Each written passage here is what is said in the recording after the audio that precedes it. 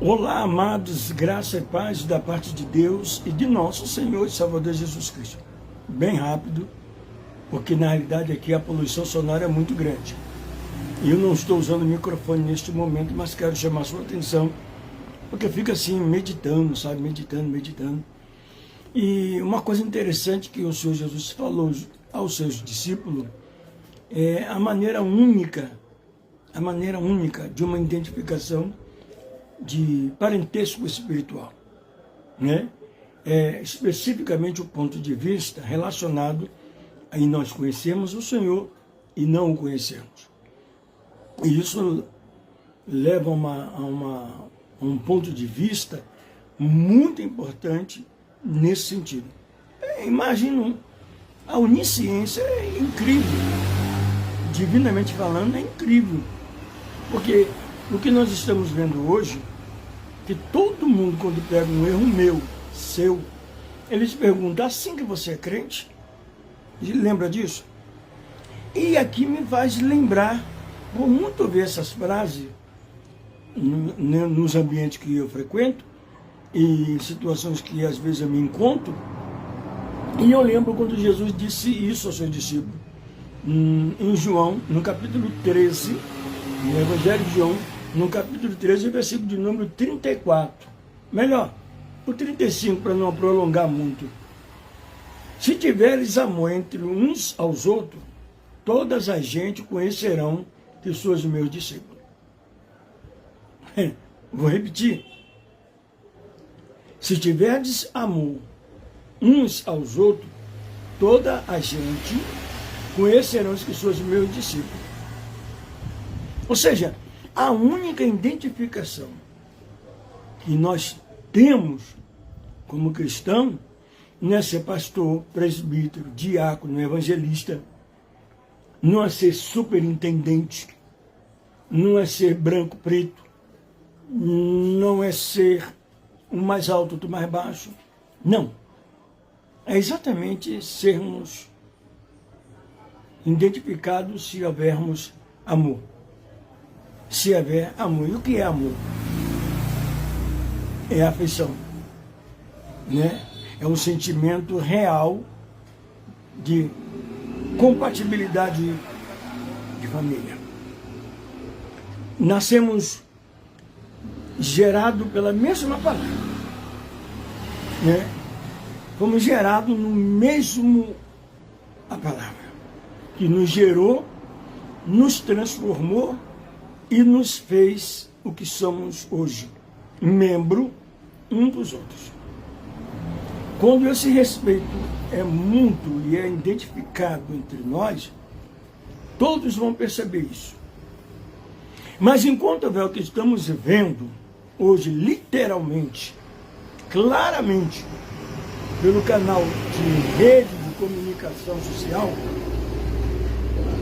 então vai ficar difícil. Nem eu, com pouco conhecimento que tenho, e a pouca liberdade de expressão que eu tenho, eu não consigo entender se por acaso há irmandade nessa questão. O que temos então? Uma prova real que só vamos ser identificados como cristão se houver desamor entre nós. Se não tiver amor entre nós, não existe. Nós estamos caminhando por um caminho de contramão com o mundo. O mundo, na sua imperfeição, em seus erros, não acredita que nós viemos, de fato, uma nova criatura, como diz a palavra. Porque estão vendo o comportamento de muitos guerreando, brigando. Há sempre alguém dentro de uma caixinha com um segredo guardado de um crente, de uma igreja, de um ministério, para poder detonar. Qual é a base dessa razão? São os motivos que muitos deles cedem. Deles quem? Os que se dizem ser e não são, mas mentem. se tivermos amor, é muito fácil entender se nós colocarmos casais. Paulo diz que a mulher não deve negar o direito do seu marido. E diz também que o marido não deve negar o direito da sua mulher. Então, cada um pague segundo a sua benevolência. A mulher é o marido e o marido é a mulher. Ou seja, aí se uma pessoa tem dificuldade de entender o que se fala aqui, então nós vamos falar de uma forma como se entende cá. A mulher de Abraão, obviamente, é muito interessante você entender que se você nasce pela palavra do mesmo lugar onde é gerado, gerados o feto, gerado essa vida, é dentro do ventre, que é a palavra de Deus, que não abre mão, não está relacionado nem a dinheiro, nem uma boa convivência. Isso eu não estou dizendo que não seja necessário. Presta atenção no que eu estou falando. Se haver desamor entre vós, todos conhecerão que sou meu discípulo. Porque há amor entre vocês. Mas se não há amor, não há comunhão, não há contribuição em vontades, não há relacionamento de afetos de realidade. Bem, essa é a forma ideal. Olhe pela sociedade, olhe aí o mundo em guerra, casamentos. E o pessoal que não é crente critica contra a igreja, critica contra a palavra de Deus, e eu vou ser o ajudador deles para zombar da palavra. Eu tenho que fazer o máximo para dar um exemplo diferenciado. E não é uma tarefa fácil, porque requer renúncia, requer dedicação, objetivo, tudo isso. E você entende isso de que maneira?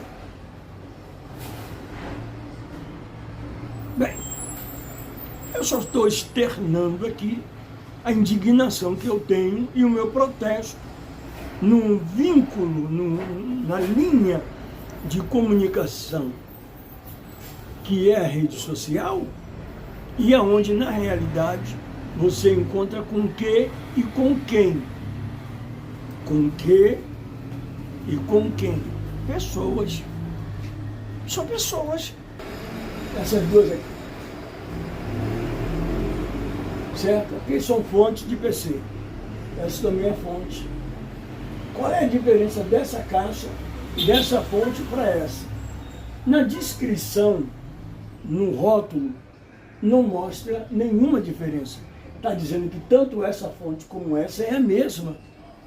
Tal é o relacionamento do homem com a mulher. Tal é o relacionamento de um crente para com outro crente.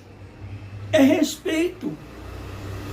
O que é interessante que eu acho na rede social é a oportunidade de você falar que Jesus Cristo é o Senhor da vida do crente, para que sirva de marca.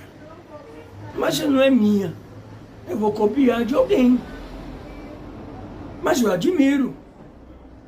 Se você não é a favor, você é contra. Se você não ajuda, você espalha. Quem disse isso? Aí você vai ter que ler na Bíblia, e você vai ter que encontrar o Senhor e Salvador Jesus Cristo falando disso.